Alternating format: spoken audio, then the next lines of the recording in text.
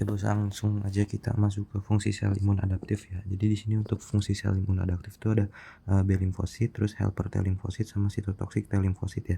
Jadi untuk B limfosit, nah B limfosit ini cara ngebunuh bakterinya dia kan dengan santet ya, dengan ngirimin ini nih antibody. Nah, kalau helper T limfosit dia tuh fungsinya untuk mengaktifkan ini terus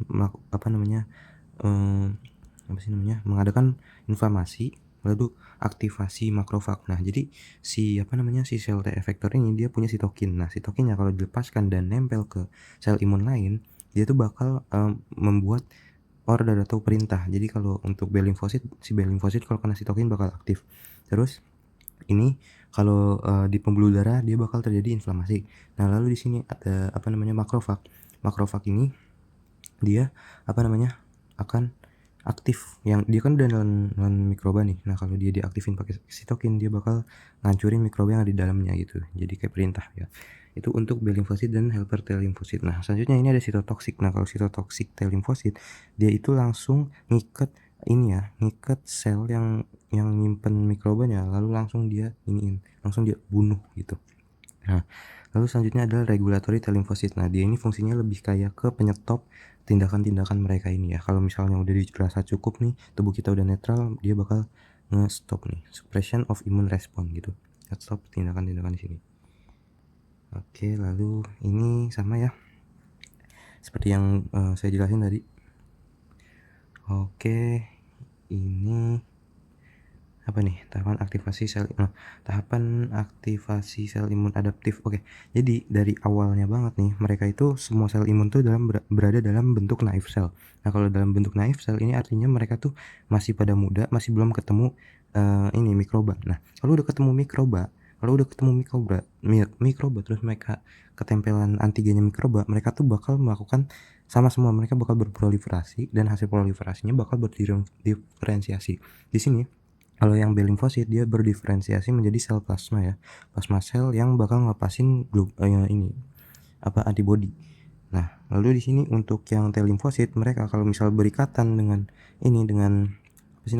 mikroba gitu ya, antigen mikroba mereka bakal berproliferasi juga dan berdiferensiasi juga. Nah, nanti berdiferensiasinya mereka tergantung fungsi mereka itu apa, dia T apa, sel limfosit T helper atau T regulator atau sitotoksin ya tadi ya. Nah, oke, lalu gimana ya, selanjutnya ke sini mereka tuh semuanya awalnya tuh sama, mereka berasal dari sumsum tulang merah ya, red bone marrow.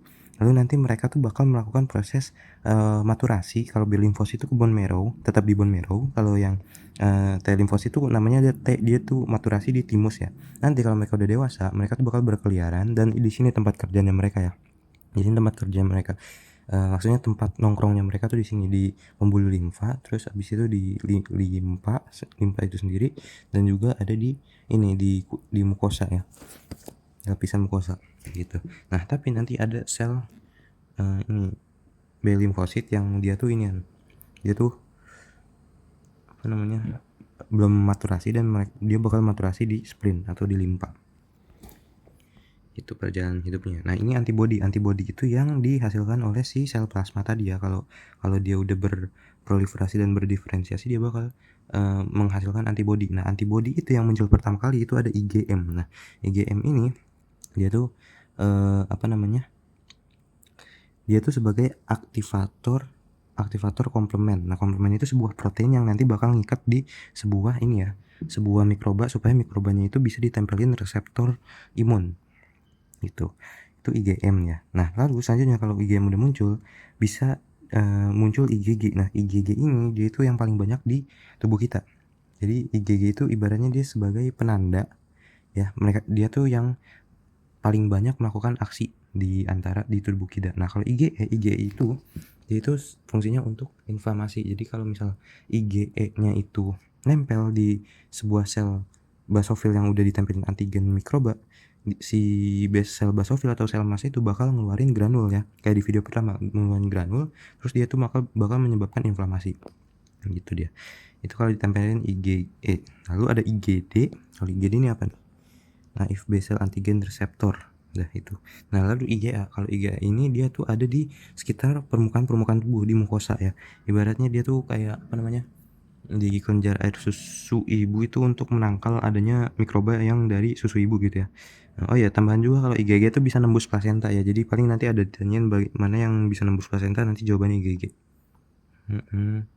Nah jadi ini antibody sel imun adaptif, kalian lihat di sini mereka tuh kalau misal kena ini nih, kena apa, paparan ini CD40L dan sitokin, mereka tuh yang tadinya jenisnya IgM mereka bakal bisa berubah-ubah. Nah kita sebutnya itu bisa berubah-ubah dari jenisnya IgM ke IgG ke IgE, IgD dan IgA. Nah tapi yang berubah tuh ininya doang, struktur luarnya doang, struktur yang nempel ke antigennya tuh nggak berubah. Jadi tetap aja kalau misal ada antigennya mikroba X yang ditempelin sama IgM, terus IgM itu berubah jadi IgG, nah IgG-nya itu tetap bisa nempelin si antigennya si mikroba X itu gitu. Kita sebut sebagai isotype switching. Itu kita ubah struktur luarnya aja gitu ya, struktur dalamnya tuh lupa namanya, kalau nggak salah F receptor ya, FC receptor gitu. Nah lalu di sini sama ya, bisa dilihat kalau B cell ini kalau misal asalnya limfosit B, dia itu bisa berubah-ubah menjadi ini IgM begini, IgE dan IgA kalau misal terjadi isotype switching yang disebabkan oleh CD40L dan sitokin gitu ya. Begitu. Lalu di sini anti X antibody, anti Y antibody. Oh ini kalau misal sebuah sel B itu antigennya apa, mereka tuh keikatan sama antigen X, mereka tuh bakal berproliferasi dan melepaskan antibody X. Sedangkan kalau misal yang satu lagi yang ditempelin sama antigen Y, mereka tuh bakal berproliferasi dan berdiferensiasi menjadi antibody gitu. Jadi sesuai antibodinya ya dengan itu, dengan yang mereka ditempelin gitu. Nah, lalu di sini untuk aktivasi B cell receptor ada dua cara. Yang pertama itu pakai reseptor CR2. Nah, CR2 ini nanti berikatan sama ini nih. Ini C3D ini apa tadi namanya? Komplement ya, protein komplement yang bakal nempel di mikroba. Jadi ada mikroba terus ditempelin sama ini C3D. Nah, fungsinya C3D itu supaya dia bisa nempel sama ini reseptor CR2. Nanti yang kaki satunya lagi, kaki asli mikrobanya, dia bakal nempel di BCR, B cell receptor. Nah, sinyal dari keduanya mereka ini, mereka bakal aktifin B cell receptor. Lalu di sini ada langsung dia pakai apa nih, pokoknya dia bakal nempel reseptor ini deh. Ini nggak tahu nama reseptornya apa. Nah ini jadi ini ya antigen recognition ya, ditempelin dulu dan berproliferasi dan berdiferensiasi jadi segini. Ada yang berproliferasi jadi sel plasma langsung ngeluarin antibody, ada yang terjadi isotype switching, dan ada yang maturasi, serta ada yang jadi sel memori. Nah memori B cell ini bakal disimpan dengan apa namanya, dengan tujuan untuk melawan nanti ini yang paparan kedua ya, kalau misalnya dia terpapar lagi. Sel imun adaptif bisa lihat di sini ya. Ini bagaimana memori sel bekerja. Jadi naive B cell ini kan mereka maturasi terus berdiferensiasi menjadi plasma. Nanti mereka udah ngeluarin globulinnya, jadi low level antibody production ya turun gitu ya. Terus ada yang jadi memory cell, B memory cell. Nah nanti kalau jadi B memory cell itu apa namanya, dia tuh langsung udah kenal nih, langsung lebih cepat lagi. Ini kan lebih lambat nih naiknya. Kalau ini langsung dia naik karena dia udah kenal ini sama mikrobanya apa, dan dia bakal ngeluarin lebih banyak antibody gitu. Seperti itu ya. Nah di sini juga sama. Ini apa namanya? Ini dikasih dua percobaan ya. Yang pertama pakai mikroba X. Nah ada mikroba X punya anti X. Mikroba X punya ini apa namanya? Bakal nempel antigennya sama si ini ya, sama si sel B. Nah sel B kalau udah nempel, dia tuh bakal mengaktifkan memori B cell untuk si anti X-nya aja gitu. Nah, lalu di percobaan kedua ditempelin lagi, dikasih lagi mikroba X dan mikroba yang baru, mikroba Y. Nah, nanti si sel B itu dia tuh bakal merespon lebih cepat yang anti X ya, yang mikroba X, karena dia tuh udah punya sel B memory, sedangkan yang Y ini masih baru, sehingga dia tuh masih perlu mengulang respon yang sama lagi seperti ini gitu. Nah, lalu di sini bagaimana aktivasi sel imun yang sel T ya. Jadi sel T itu kita bagi dua ya kan. Yang pertama itu yang CD4+ atau T sel, aduh apa lupa deh. Yang satu lagi CD8, ini sel T sitokin ya.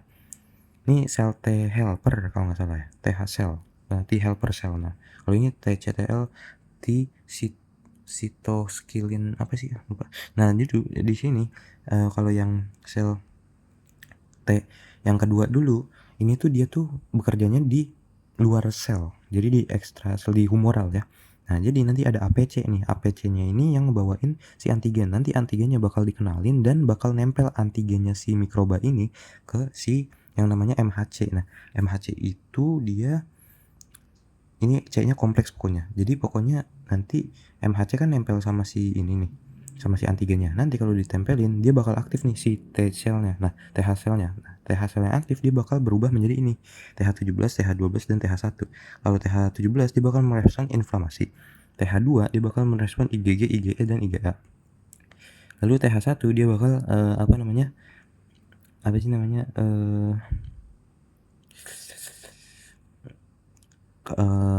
Ini apa sih tulisannya?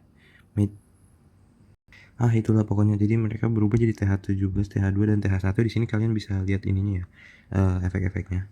Lalu yang selanjutnya, ini antigennya bakal nempel ke ini, MHC kelas 1. Nah, kalau MHC kelas 1 dia bakal nempel ke T sitosiklin ya. Sitosiklin dia itu kerjanya ada di dalam sel, intrasel gitu ya. Nah, nanti sama antigennya bakal dibawa dan dia tuh bakal dikenalin, dan nanti MHC, kalau ini MHC kelas 1 ya, dia bakal mengaktifkan si TCTL. Nah, kalau ini udah jadi TCTL dia bakal aktif menjadi T effector. Kalau udah jadi T effector dia udah siap untuk membunuh si ini, si selnya ini. Tapi ngebunuhnya tuh nggak langsung ngebunuh, tapi dia bakal nyuruh si selnya ini buat apoptosis atau bunuh diri. Jadi mikrobanya hancur gitu ya. Oke, nah bisa dilihat di sini.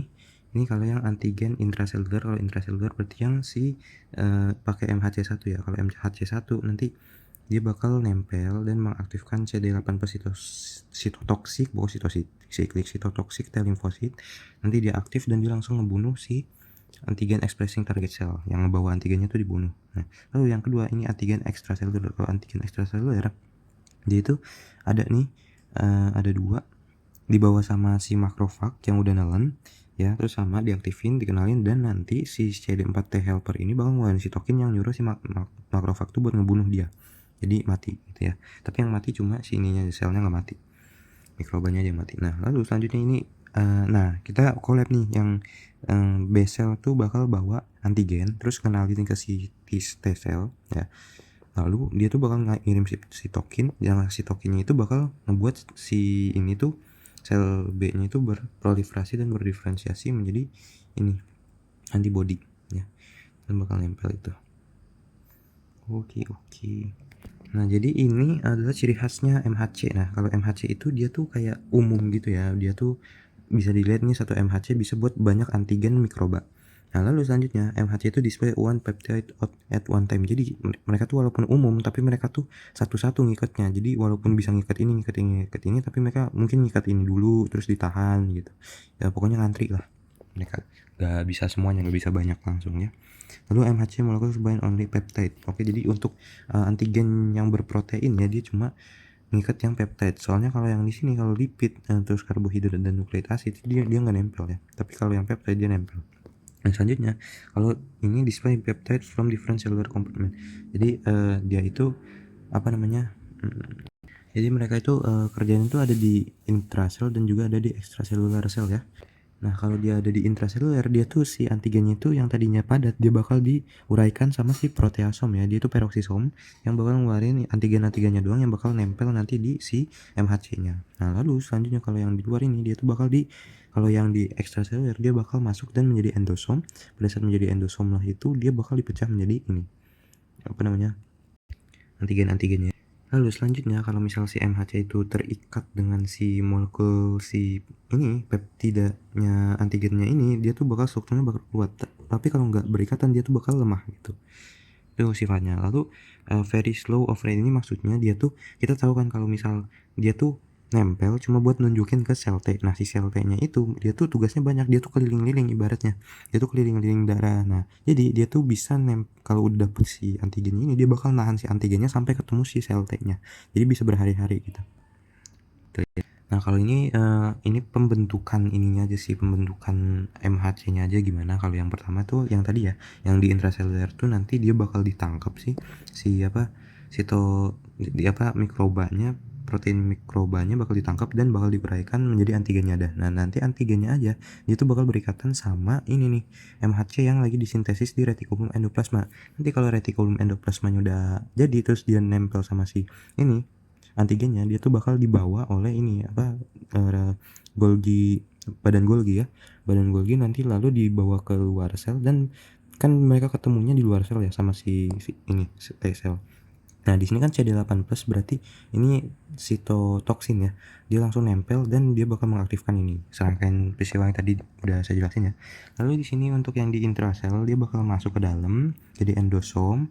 Lalu nanti sama prosesnya di ini di retikulum endoplasma si MHC selnya lalu nanti bakal berikatan nih dengan si antigennya. Tapi di sini kalau supaya si apa MHC-nya tuh nggak berikatan dengan peptida lain di dalam sel, dia tuh bakal ditutup sama yang namanya invariant chain. Ini yang ungu. Nanti kalau udah ketemu antigennya dia bakal lepas dan bakal nempel. Pada saat nempel dia tunjukin ke si ini, ke CD4 T cell, T helper ya. Sudah, sekian, terima kasih.